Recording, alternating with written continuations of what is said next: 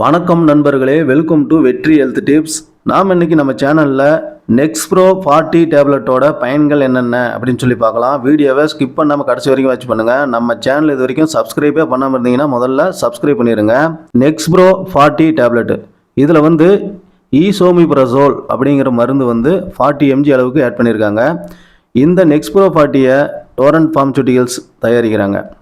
இந்த ஈசோமிப்ரசோல் அப்படிங்கிற மருந்து என்ன அப்படின்னு பார்த்தீங்கன்னா, இது ஒரு புரோட்டான் பம்ப் இன்கிபிட்டர். அதாவது நம்மளோட ஸ்டொமக்கில் சுரக்கக்கூடிய அந்த ஆசிட்டை கண்ட்ரோல் பண்ணக்கூடிய ஒரு மாத்திரை தான் இந்த நெக்ஸ்ப்ரோ 40 டேப்லெட். இந்த மாத்திரையை டாக்டர் எந்த மாதிரி பேஷண்ட்ஸுக்கு கொடுப்பாங்க அப்படின்னு பார்த்தீங்கன்னா, நிறைய பேருக்கு அல்சர் ப்ராப்ளம் இருக்கும். அது மட்டும் இல்லாமல் ஸ்டொமக்கில் பார்த்தீங்கன்னா அளவுக்கு அதிகமாக ஹைட்ரோகுளோரிக் ஆசிட் சுரக்கும். அந்த மாதிரி அளவுக்கு அதிகமாக ஹைட்ரோகுளோரிக் ஆசிட் சுரக்கும் போது ஸ்டொமக்கில் புண்கள் ஏற்படும்.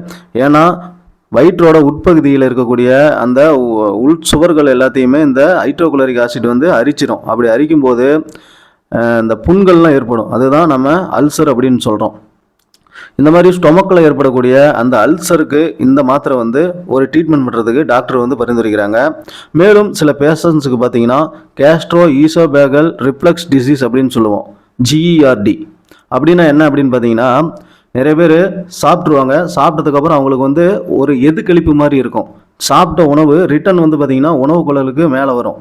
அப்படி வரும்போது அதில் ஏற்கனவே ஆசிட் கலந்துருக்கிறதுனால அந்த உணவு குழல் நெஞ்சு பகுதி வரைக்கும் எல்லாமே பார்த்தீங்கன்னா உள்ள புண்ணை ஏற்படுத்திடும். அந்த மாதிரி புண்ணு ஏற்பட்டால் அந்த டிசீஸுக்கு பேர் தான் கேஸ்ட்ரோ ஈசோபேகல் ரிஃப்ளக்ஸ் டிசீஸ் அப்படின்னு சொல்லுவோம், GERD.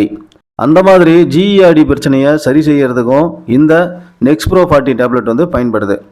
மேலும் சில பேஷண்ட்ஸுக்கு பெப்டிக் அல்சர் டிசீஸ் இருக்கும்.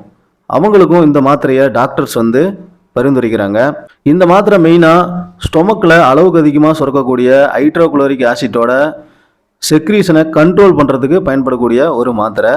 அதனால் இந்த மாத்திரையை டாக்டர் இந்த மாதிரி அல்சரால் பாதிக்கப்படக்கூடிய பேஷண்ட்ஸுக்கு பரிந்துரைக்கிறதுனால அந்த பேஷண்ட்ஸுக்கு அந்த ஆசிட் செக்ரீஷன் குறைஞ்சி அவங்களுக்கு அந்த அல்சர் சிம்டம்ஸ் எல்லாம் கொஞ்சம் கொஞ்சமாக மறைகிறதுக்கு வாய்ப்பு இருக்குது. அதனால தான் டாக்டர் அல்சர் பேஷண்ட்ஸுக்கு மெயினாக இந்த மாத்திரையை பரிந்துரைக்கிறாங்க. மேலும் அந்த அல்சர் பேஷண்ட்ஸுக்கு இருக்கக்கூடிய அந்த வயிற்று புண்களை சரி பண்ணுறதுக்கும் இந்த மாத்திரை பயன்படுது.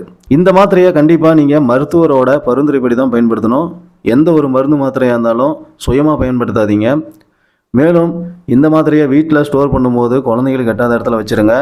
எந்த மருந்து வாங்கினாலும் அதனோட லேபிளை நல்லா கவனமாக படித்து பாருங்கள். எக்ஸ்பிரி டேட்டு செக் பண்ணுங்கள். இந்த வீடியோ உங்களுக்கு பிடிச்சிருந்தா வீடியோவை லைக் பண்ணுங்கள், ஷேர் பண்ணுங்கள், கமெண்ட் பண்ணுங்கள். மறக்காமல் நம்ம சேனலையும் சப்ஸ்கிரைப் பண்ணிடுங்க. நன்றி, வணக்கம்.